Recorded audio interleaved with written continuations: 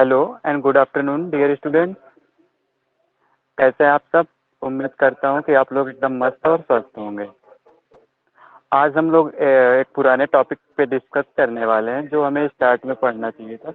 मैंने पढ़ाया भी था बट रिकॉर्डिंग उसकी नहीं रखी है, इसलिए मैं उसे फिर से रिवाइज करने जा रहा हूँ। तो अपने टॉपिक को पहले स्क्रीन पे लेते हैं।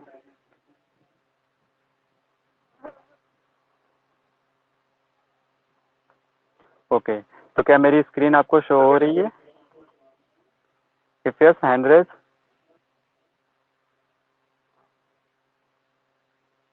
ओके,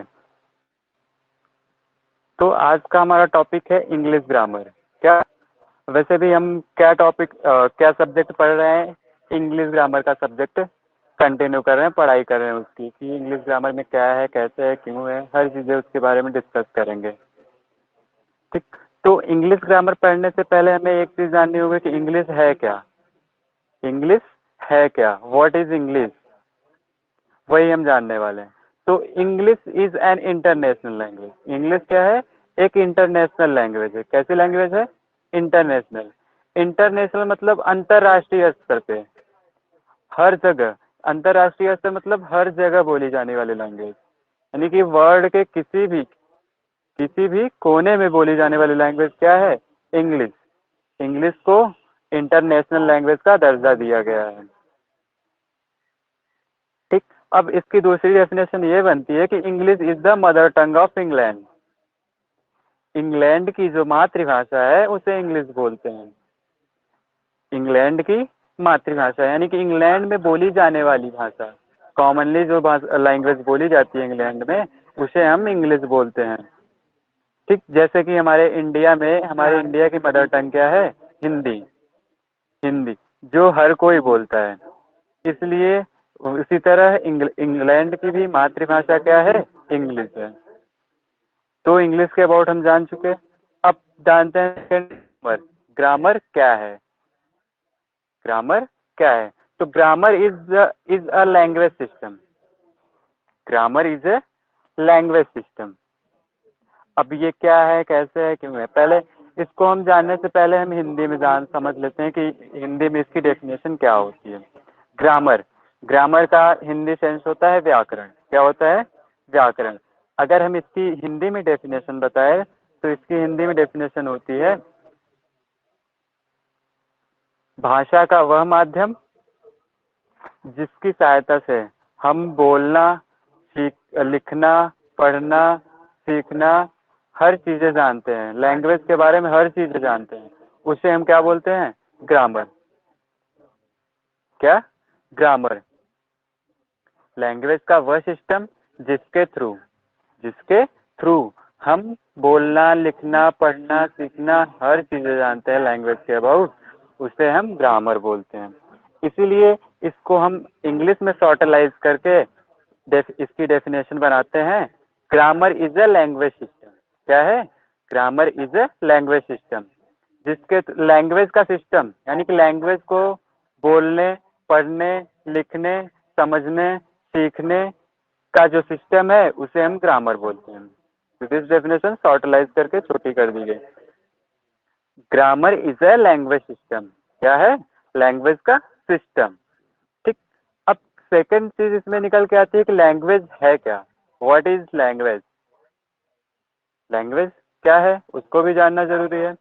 तो उसकी डेफिनेशन ये बनती है, language is the means of expression. अब इसको समझने से पहले हम इसके पहले हिंदी समझ लेते हैं। लैंग्वेज, लैंग्वेज मीन्स भाषा। क्या होता है? भाषा। तो language is the means of expression, इसका मतलब हिंदी में ये होता है अपने भावों को दूसरों के सामने व्यक्त करने का जो माध्यम है उसे हम लैंग्वेज बोलेंगे। क्या बोलेंगे? लैंग्वेज। अपने भावों को दूसरों के सामने व्यक्त करना। किसके सामने? दूसरों के सामने व्यक्त करने का माध्यम क्या है? व्यक्त करने का माध्यम क्या? लैंग्वेज है। तो इसको शॉर्टलाइज और करते हैं। तो अपने भावों को दूसरों के सामने व्यक्त करना, अपने भावों को दूसरों के सामने व्यक्त करना का माध्यम। माध्यम किसका? भावों का। किसका? भावों का। तो भावों को व्यक्त करने का माध्यम क्या है? लैंग्वेज।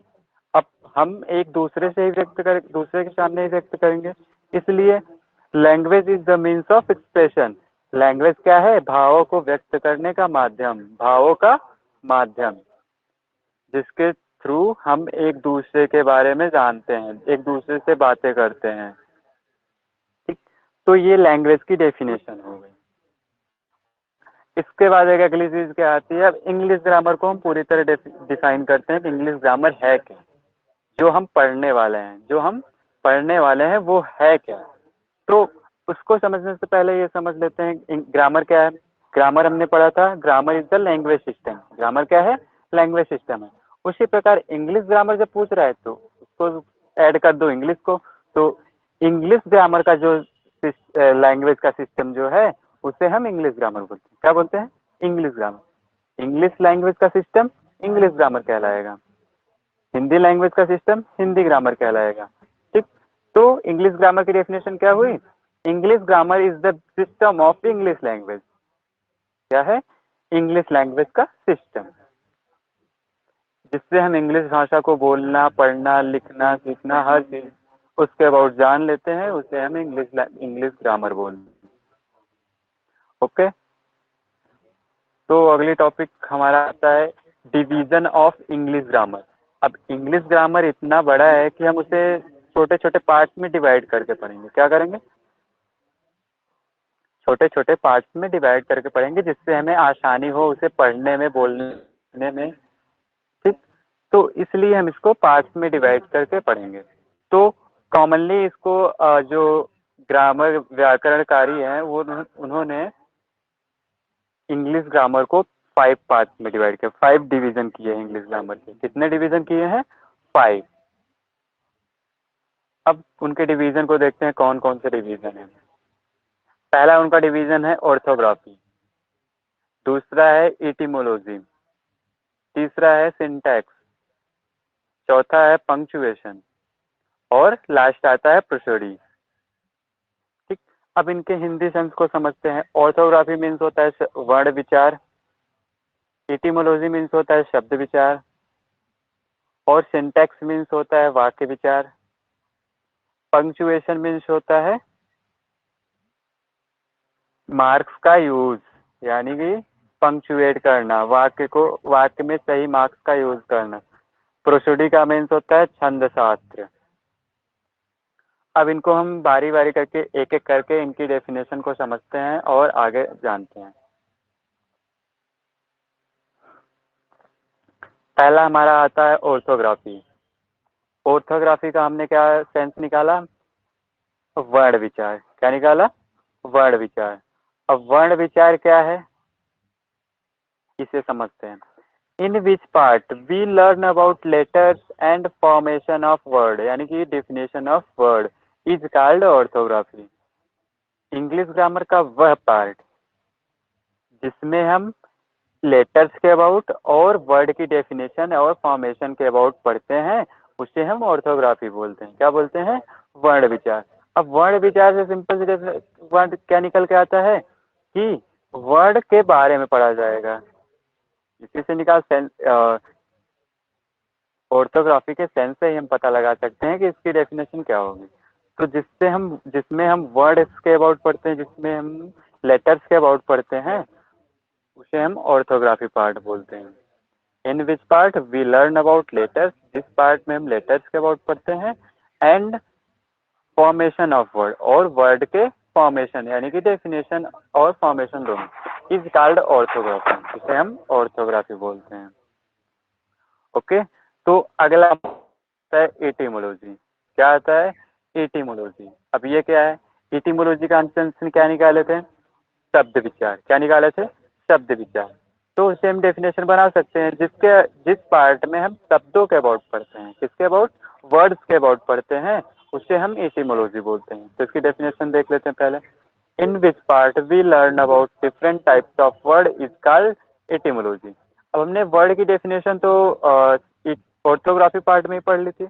अब यहाँ पे हम जो पढ़ेंगे वो क्या है? वर्ड के टाइप्स के अबाउट। क्या पढ़ेंगे? टाइप्स ऑफ वर्ड के अबाउट पढ़ेंगे। यानी कि एटिमोलॉजी पार्ट में हम क्या पढ़ेंगे? Types of word.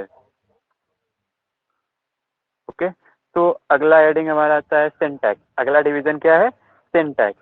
अब सिंटैक्स क्या है? सिंटैक्स का हिंदी सेंस हमने निकाला था वाक्य विचार। क्या निकाला था? वाक्य विचार। तो सिंपल सा, जिस पार्ट में हम सेंटेंस के अबाउट, किसके अबाउट? सेंटेंस और उसके क्रिएशन के अबाउट पढ़ते हैं, उसे हम सिंटैक्स बोलते हैं। In which part we learn about sentence and its creation is called syntax. जिस पार्ट में हम सेंटेंस और उसके creation,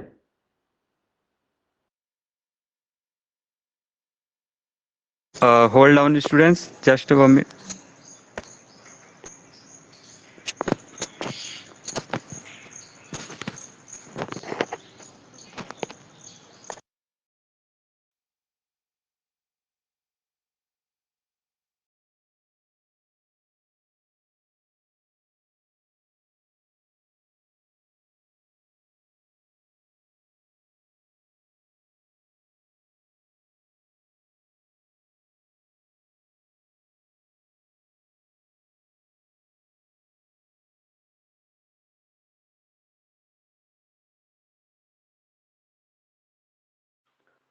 okay, common topic dear students.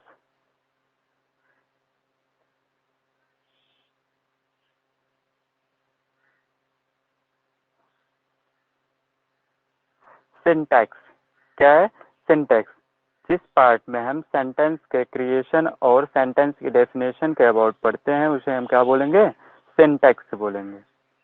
Okay. अब अगला हमारा एक डिवीजन आता है पंक्चुएशन। क्या आता है? पंक्चुएशन। तो पंक्चुएशन पार्ट में हम क्या रीड करेंगे वो देखते हैं। In which part we learn to in sentence as comma, full stop, semicolon etcetera is called punctuation. जिस पार्ट क्या, जिस पार्ट में हाँ सेंटेंस में करेक्ट पंक्चुएशन मार्क का यूज करना सीख, पंक्चुएशन पार्ट बोलेंगे। अब पंक्चुएशन मार्क्स हैं, स्टॉप हो गया, सेमी कॉलन हो गया, इंट्रोगेशन मार्क हो गया, निगेशन मार्क हो गया, ओ अफर्मेशन मार्क हो गया, एक्सक्लेमेशन मार्क हो गया। तो ये जो मार्क्स हैं इनका राइट।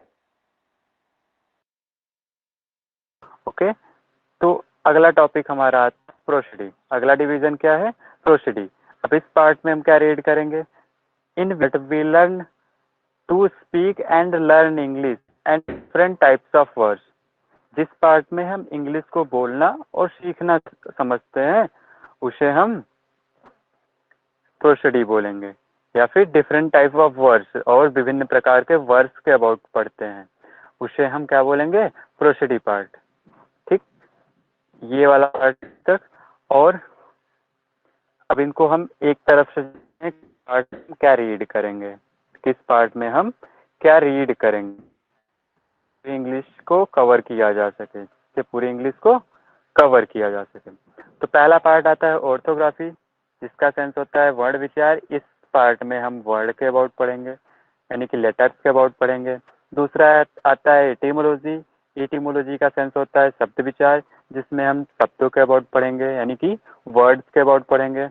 तीसरा आता है सिंटैक्स। सिंटैक्स सिंटैक्स पार्ट में हम सेंटेंस के अबाउट पढ़ेंगे, और क्लासेस हो गए, और सेंटेंस को क्रिएट कैसे करना है इसके अबाउट पढ़ेंगे।